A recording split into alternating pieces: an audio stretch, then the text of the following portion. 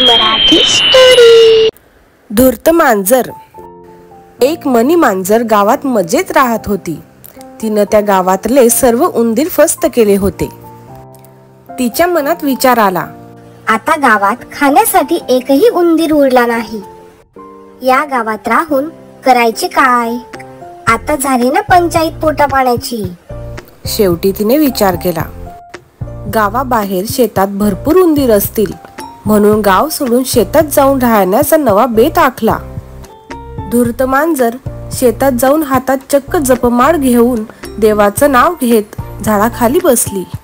तोंडात देवाचं नाव आणि मनात मात्र उंदराचा ठाव। ढोंगी मणी मांजर देवाच्या भक्तीचं सोंग घेऊन डोळे मिटून बसली।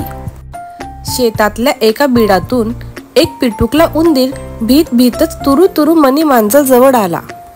मणी मांजरीचं हे भलतंच रूप पाहून जरा दचकला। मणी मांजरी अन देवाचं नाव। त्या उंदराला जरा आश्चर्य वाटलं। त्यानं हिमतीनं भीत भीतच मणी मावशीला विचारलं, तुम्ही काय करत आहात मणी मावशी? मणी मांजर म्हणाली, अरे थिटुकल्या उंदरा, दिसत नाही मी देवाचं नाव घेत जप करत आहे। आता मी अलीकडे उंदीर खाणं सोडून दिलं आहे। आता नुसतं देवाचा जप। मनात उंदीर खाते गपागप। आता नाही उंदराची हाप, मनी फक्त भक्तिभाव। उंदराला मणी मांजरीचं हे सात्विक रूप पाहून आश्चर्य वाटलं। भोड्या भाबड्या धिटुकल्याला हे खरं वाटलं। तो तुरु तुरु धावत घरी गेला। मणी मावशीच्या सात्विक रूपाची सगळ्यांना कथा सांगितली, पण कुणालाही यावर विश्वास बसेना। उंदराने धूर्त मांजरीची सत्व परीक्षा घ्यायचं ठरवलं। सगळे उंदीर कुटुंब लगबगीनं बिडातून बाहेर पडले। धूर्त मांजरीने मात्र त्या उंदीर कुटुंबाकडे पाहून न पाहिल्याचं नाटक केलं।